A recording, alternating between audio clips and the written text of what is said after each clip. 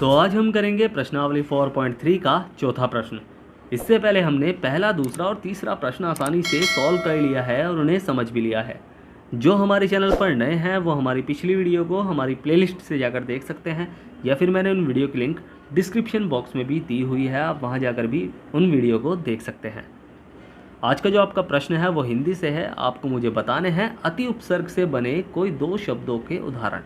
ठीक है, यानी अति उपसर्ग से बने किन्हीं दो शब्दों को लिखिए और इसका आंसर मुझे कमेंट बॉक्स में भेजिए। ठीक है, इसका आंसर आपको मुझे कमेंट बॉक्स में लिखकर भेजना है। तो चलिए शुरू करते हैं प्रश्नावली 4.3 का चौथा प्रश्न। इसमें दिया गया है कि 3 वर्ष पूर्व रहमान की आयु का व्युत्क्रम और अब से 5 वर्ष पश्चात आयु के व्युत्क्रम, दोनों के व्युत्क्रम का योग कितना है? 1/3 है। यानी 3 वर्ष पूर्व की आयु और 5 वर्ष बाद की आयु के व्युत्क्रमों का योग कितना है? 1/3 है। तो उनकी वर्तमान आयु ज्ञात कीजिए। किसकी? रहमान की। तो चलिए हल करते हैं इस प्रश्न को। तो प्रश्न को ध्यान से पढ़ना है। 3 वर्ष पूर्व रहमान की आयु का व्युत्क्रम। सबसे पहले तो जानते हैं व्युत्क्रम होता क्या है। अगर मैं आपसे पूछूं कि आपकी आयु कितनी है तो आप कहोगे सर मेरी आयु 12 वर्ष, 13 वर्ष, 15 वर्ष है। ठीक है, तो 12, 13 और 15 ये आपकी अलग अलग आयु है। ठीक है, अब व्युत्क्रम का मतलब होता है उल्टा क्रम। उल्टा क्रम का मतलब है कि अगर कोई संख्या अंश बटे हर के रूप में है, अगर मैं आपकी आयु को अंश बटे हर के रूप में बनाऊं तो 12/1 है, 13/1 है और 15/1 है। ठीक है, और व्युत्क्रम का मतलब होता है उल्टा। तो इसका मतलब है कि अंश को हर बना दो, हर को अंश बना दो। ठीक है, तो 1/12, 1/13 और 1/15 ये आपकी आयु का व्युत्क्रम हो जाएगा। ठीक है, समझ में आया ना? व्युत्क्रम किसे कहते हैं? उल्टा क्रम। अगर आपकी आयु 12 वर्ष है तो वो लिखा जाता है 12/1। और अगर मैं आपसे कहूँ कि उसका व्युत्क्रम बनाओ तो व्युत्क्रम क्या बनाओगे आप? 1/12। ठीक है, 13/1 तो 1/13, 15/1 1/15। ठीक है, अब क्या दिया गया है? वो दिया गया है 3 वर्ष पूर्व रहमान की आयु का व्युत्क्रम। तो सबसे पहले तो हमें उसकी वर्तमान आयु पता होगी, जब तो हम 3 वर्ष पूर्व निकाल पाएंगे। तो हम क्या करेंगे? हम यहीं से स्टार्ट करेंगे कि माना रहमान की वर्तमान आयु बराबर x वर्ष। उसकी वर्तमान आयु निकाल ली हमने। ठीक है, हमने ये मान ली है वर्तमान आयु x है। तो 3 वर्ष पूर्व उसकी आयु कितनी होगी? अगर मैं आपसे पूछूं कि आपकी आयु कितनी है तो 12 वर्ष है। तो 12 वर्ष है तो आपकी 3 वर्ष पूर्व कितनी आयु होगी? तो 12 में से आप क्या करोगे? 12 में से 3 घटाओगे तो बचेगा क्या? 9। तो आप सीधा कहोगे 9 वर्ष है सर। ठीक है, तो ऐसे ही हम क्या करेंगे? 3 वर्ष पूर्व रहमान की आयु कितनी हो जाएगी? आपने वर्तमान आयु में से 3 घटाया था तो वर्तमान आयु कितनी है? x है, उसमें से 3 घटाएंगे तो ये हो जाएगी x - 3। ठीक है, वर्ष। अब इसका व्युत्क्रम भी साथ के साथ ही निकाल लेते हैं। ठीक है, व्युत्क्रम भी हम साथ के साथ ही निकाल लेते हैं। आयु का व्युत्क्रम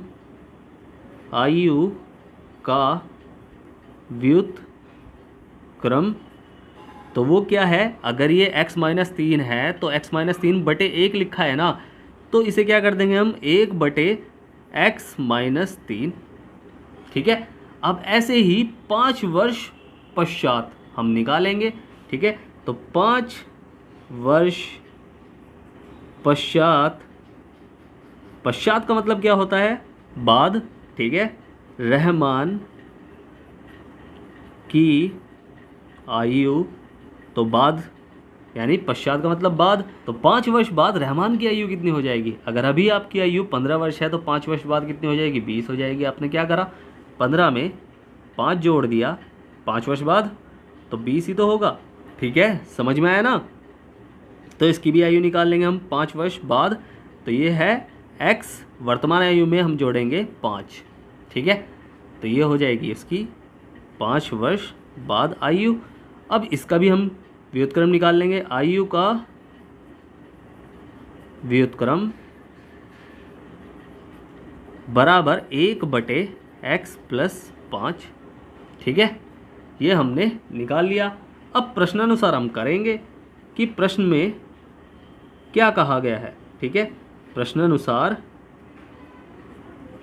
उसमें कहा गया है कि दोनों की 3 वर्ष पूर्व की आयु और 5 वर्ष बाद की आयु के व्युत्क्रमों का योग, योग का मतलब प्लस, ठीक है, यानी उनकी आयु के व्युत्क्रमों का योग, यानी 1/x-3 प्लस योग 1/x+5 क्या है, उनकी आयु के व्युत्क्रमों का योग 1/3 है, ठीक है। योग हमने कर लिया ना, योग मतलब प्लस, ठीक है, उनकी आयु को प्लस करेंगे तो 1/3 आएगा, ठीक है। तो आयु ज्ञात कीजिए, वर्तमान आयु, तो हम इसे सॉल्व कर लेंगे, एक समीकरण बनाएंगे, फिर उसे हम अच्छे से सॉल्व कर लेंगे। तो देखो जब बटे में होती है संख्याएं 2 तो हम क्या करते हैं, एलसीएम लेते हैं। यहाँ चर अचर है तो इसी मारे देखो जब चर अचर एक साथ होता है तो हम क्या करते हैं, एलसीएम में दोनों को ले लेते हैं। तो ये हो जाएगा क्या, x-3 और x+5। याद रखना जब भी कोई ऐसा पद हर में हो तो हमें क्या करना है, दोनों का एलसीएम ऐसे लिख देना है, दोनों संख्या उतार के, ठीक है। तो हम क्या करेंगे, अब देखो जब हम एलसीएम ले लेते हैं तो हम हर से भाग करते हैं ना, तो देखो अगर हम भाग करेंगे किससे, x-3 और x+5 को पहले इस वाले हर से, तो x-3 से, तो x-3 से x-3 कट जाएगा, क्यों कट जाएगा, क्योंकि बीच में गुणा का साइन है, ठीक है। तो बचेगा क्या, x+5, तो इसकी ऊपर गुणा हो जाएगी x+5, ठीक है, ये हमने गुणा कर ली। अब ऐसे ही इससे इनको भाग करेंगे, ठीक है, तो ये हो जाएगा, देखो अगर यहाँ मैं 5 कर देता +5 तो +5 से +5 वाला कट जाता, तो बचता क्या, x-3, तो x-3 ये गुणा में। अब इनकी गुणा करके लिख लो, तो ये हो जाएगा, देखो एक की गुणा हो जाएगी अंदर, तो क्या हो जाएगा, x+5 और प्लस x-3, चाहे इसे ब्रैकेट में करके ले लो, और फिर उसके बाद क्या करेंगे, प्लस के अंदर मल्टीप्लाई कर देंगे, तो जब भी यही की यही आएगी संख्या, ठीक है, और बराबर 1/3, ठीक है। अब क्या करना है, हमें इसे सॉल्व कर लेना है, नीचे वाला भी ऊपर वाला भी। तो हम क्या करेंगे, x से x वाला जोड़ो, देखो ये भी प्लस का है, ये भी प्लस का है, तो 2x हो गए, और संख्या से संख्या को, ये प्लस की है माइनस की उल्टे चिन्ह है तो घटेंगे, 5 में 3 गया 2 बचेगा, और वो भी किसका, प्लस का, क्योंकि 5 बड़ा है। और बटे में नीचे क्या हो जाएगा, x की x में गुणा, पहले x की इन दोनों में, फिर -3 की इन दोनों में, ठीक है, x की x में गुणा तो x² हो जाएगा, और -3 5x कर लो पहले, 5x x की x में हो जाएगी तो +5x हो जाएगा, और उसके बाद 3 की करेंगे तो -3x और -+-15 हो जाएगा, और बराबर 1/3, ठीक है, ये हमने कर लिया। अब हमें क्या करना है, इसकी करनी है वज्रगुणा, चाहे से अभी सॉल्व कर सकते हैं, और भी चाहे सॉल्व करके लिख लो, एक लाइन एक्स्ट्रा लिखोगे तो फ़ायदा ही मिलेगा ना, लगेगा कि आपने कुछ किया है। तो 2x+2 बटे x², देखो ये x वाला पद, ये x वाला पद, तो ये प्लस का है, ये माइनस का है, घट जाएंगे तो क्या हो जाएगा भाई, 5 में 3 गया 2, तो माइनस नहीं प्लस का 2x, क्योंकि 5 बड़ा है, और -15, ठीक है, और बराबर 1/3, ठीक है। अब करेंगे इसकी वज्रगुणा, ठीक है, वज्रगुणा करेंगे तो एक समीकरण के रूप में लिखा जाएगा, ठीक है। तो वज्रगुणा करेंगे 3 के ऊपर गुणा, तो 3 ब्रैकेट 2x+2 और बराबर 1 की इसमें गुणा, जब 1 की इसमें गुणा करेंगे तो ये तो जीरो की तो उतर जाएगी, तो x² + 2x - 15, 3 की गुणा कर लेंगे, 3 दूनी 6x और 3 दूनी 6 + 6 बराबर x² + 2x - 15, ठीक है।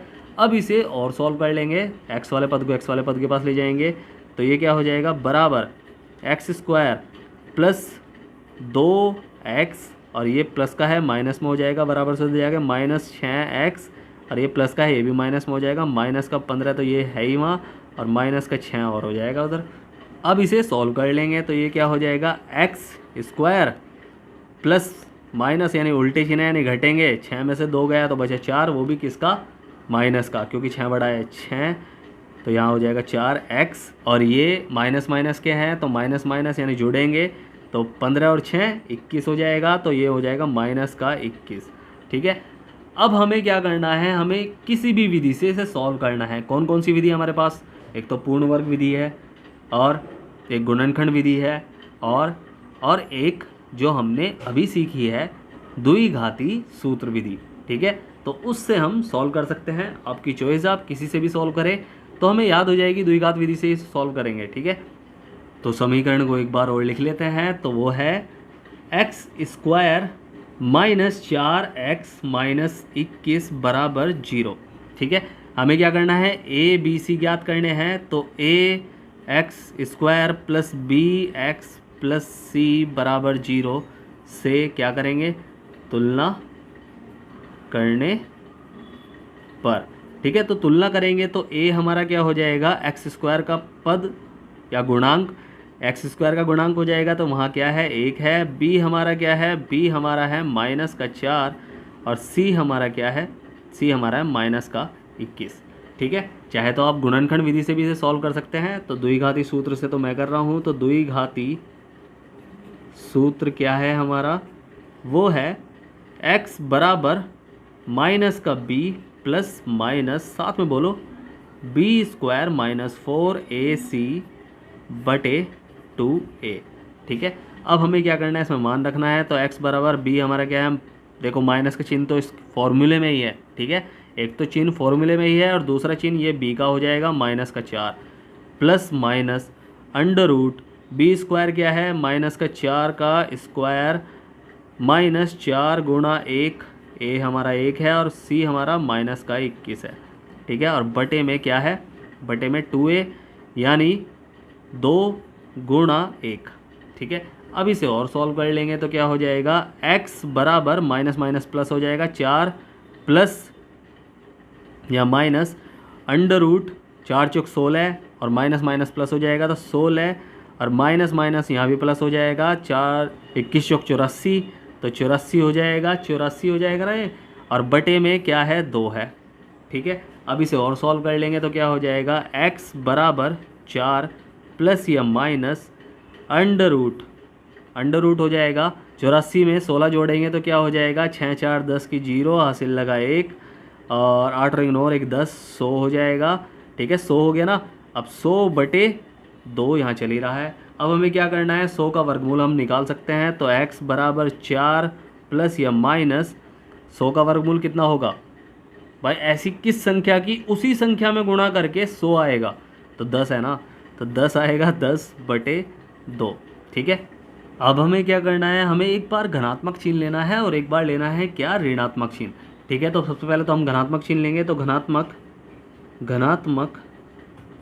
चिन्ह लेने पर, धनात्मक चिन्ह जब हम लेंगे तो क्या हो जाएगा, x बराबर 4 प्लस 10 बटे 2। तो x बराबर कितना हो जाएगा, x बराबर 10 और 4 14 बटे 2, तो 2 से काटेंगे 7 पे कटेगा, तो x का मान क्या निकल के आया हमारा, x का मान निकल के आया है 7। और एक बार क्या लेंगे, ऋणात्मक चिन्ह लेने पर, जब हम ऋणात्मक चिन्ह लेंगे तो जब क्या हो जाएगा, x बराबर 4 माइनस 10 बटे 2। अब उल्टे चिन्ह है तो घट जाएंगे, तो x बराबर, देखो 10 बड़ा है तो माइनस का 6 बचेगा और बटे में 2 आएगा, तो 2 से काटेंगे 3 बचेगा, वो भी माइनस का। ठीक है, x बराबर 3 और वो भी माइनस का। ठीक है, माइनस का 3 आएगा। और हमने क्या माना था, x हमने माना था रहमान की वर्तमान आयु।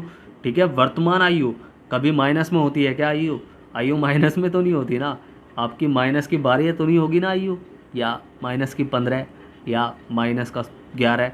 ठीक है, तो ये आयु कभी माइनस में नहीं होती। ठीक है, आयु हमेशा प्लस में होती है, तो हम प्लस वाले मान को हम क्या करेंगे, मान लेंगे। तो अतः रहमान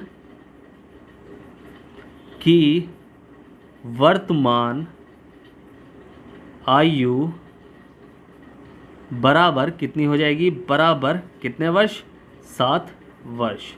यही हमारा आंसर है। समझ में आया प्रश्न?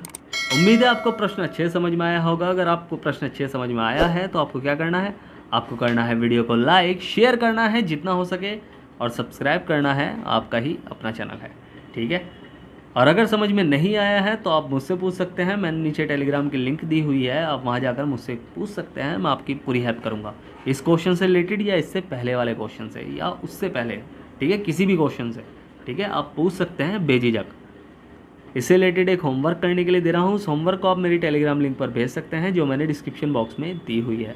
और स्टार्टिंग में जो मैंने आपसे प्रश्न पूछा है उसका आंसर आपको मुझे कमेंट बॉक्स में लिखकर भेजना है कि अति उपसर्ग से बने कोई 2 शब्दों के उदाहरण लिखिए। ठीक है, इसका आंसर आपको मुझे कमेंट बॉक्स में लिखकर भेजना है। फिर से कह रहा हूँ, वीडियो करें लाइक, शेयर करें जितना हो सके और सब्सक्राइब करें, आपका ही अपना चैनल है। ठीक है, तो मिलते हैं फिर अगली वीडियो में, तब तक के लिए bye bye, tata, see you.